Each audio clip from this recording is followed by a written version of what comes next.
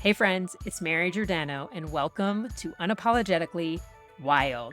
Every single day, you have a choice. You can stay where you are, or you can step into the possibility of something even greater. And I'm here to spark that flame within you and inspire you to show up, embrace the fear, and do the fucking thing. Messy, scared, and real. Let's get started. Hey friends, it's Mary Giordano, and welcome back to Unapologetically Wild. So before we get into today's episode, I want to make a quick request. If this podcast has sparked something in you, helped reframe your mindset, or just made you feel a little less alone, please hit that follow button, share it with a friend, and if you want to support the show even more, I'd be forever grateful if you took 2 minutes to leave a review. It helps me keep creating this kind of content, and it helps other women find it too. All right, let's dive in. So today's episode is about something sneaky that shows up for all of us, especially when we're trying to stay consistent with the things that support us, build momentum, or just feel like we're finally doing the things that work. And you probably already know the story. You eat something that wasn't part of your plan, you skip a workout, you miss your morning routine once, and suddenly the entire frickin' day feels like an absolute wash. Sound familiar? You don't just feel off track. You're already planning your quote-unquote I'll start fresh on Monday comeback tour. Even if it's currently Monday right now, as if life only resets on Mondays, right? So crazy how that works. Now, maybe it seems harmless, a little reset button, a way to regroup, but underneath it, there's a deeper pattern at play. This isn't about missing one workout or veering off a plan. It's about the all or nothing loop, the one that tells you if you can't do it perfectly, don't do it at all. And that voice is sneaky. It might sound like discipline or having high standards for yourself, but what it actually does is keep you stuck. It turns small slip-ups into shame spirals. It turns rest into failure. It turns a single choice into a reason to quit entirely.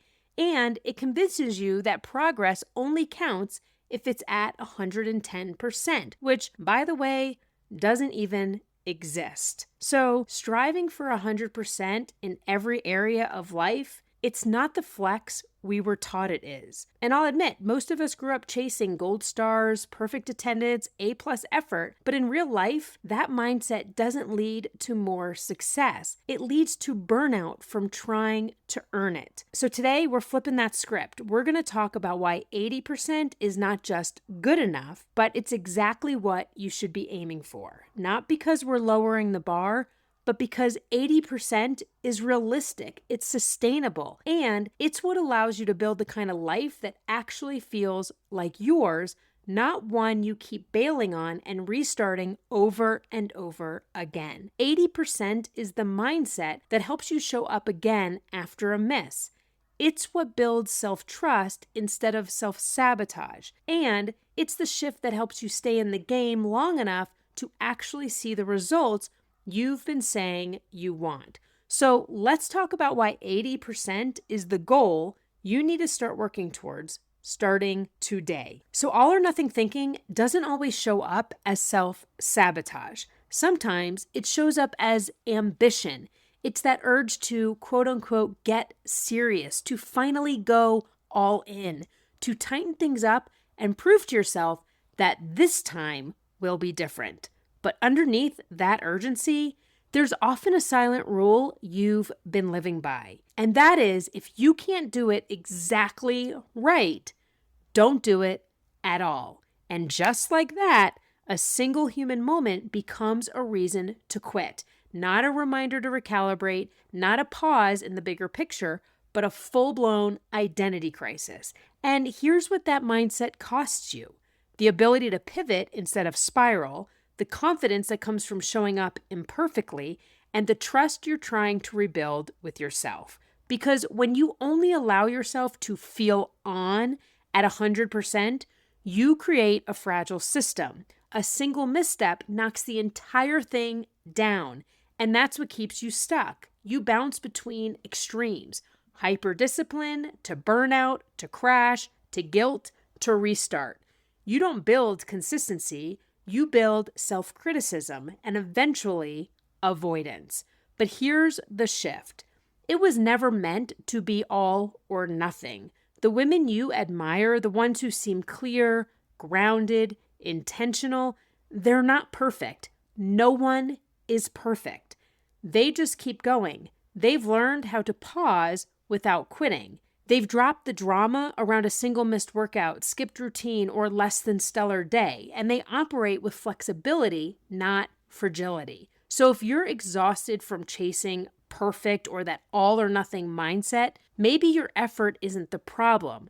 Maybe it's the story you've been sold about what effort should actually look like. So let's reframe what 80% actually means. It doesn't mean slacking. It doesn't mean doing the bare minimum.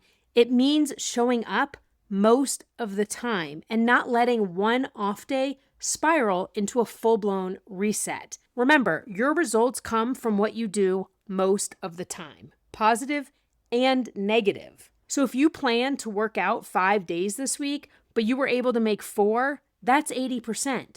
That's a win.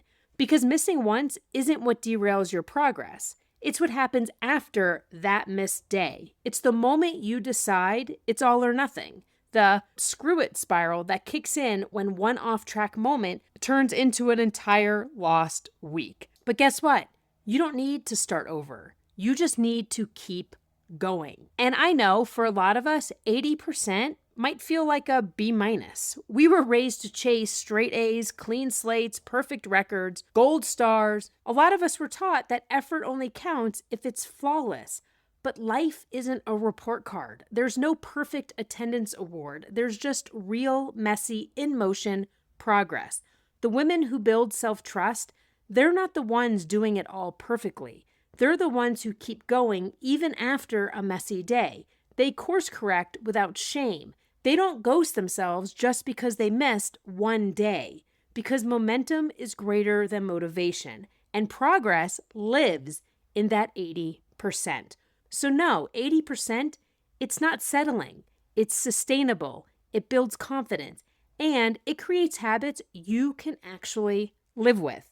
And that's what lasts. If 80% feels uncomfortable, if it feels like you're falling short, you're not alone. We've been wired to chase full in every area of life.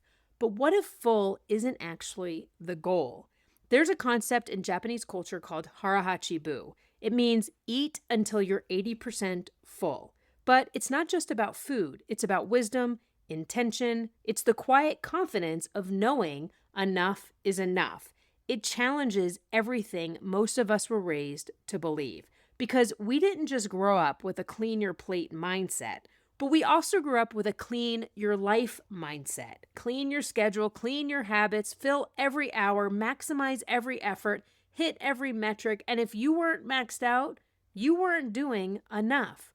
But what if that push for 100% in your routines, your inbox, your workouts, your menu is the very thing burning you out?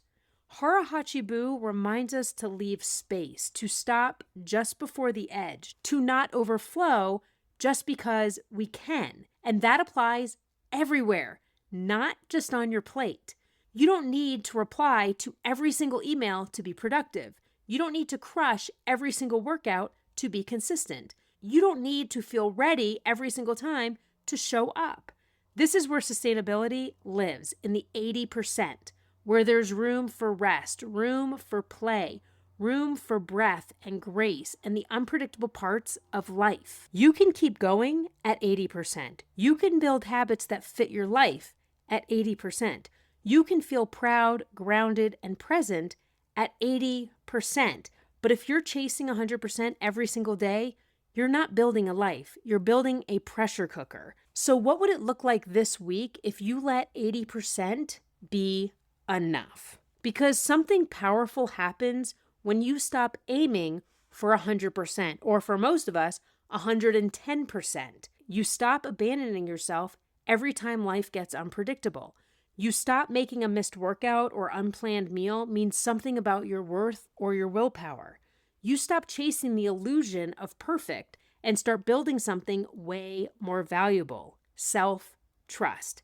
Because every time you show up, even just a little, you reinforce the belief that you have your own back, that you're the kind of woman who pivots instead of quits, who keeps moving forward even when it's not polished, who honors the bigger picture instead of obsessing over every little detail.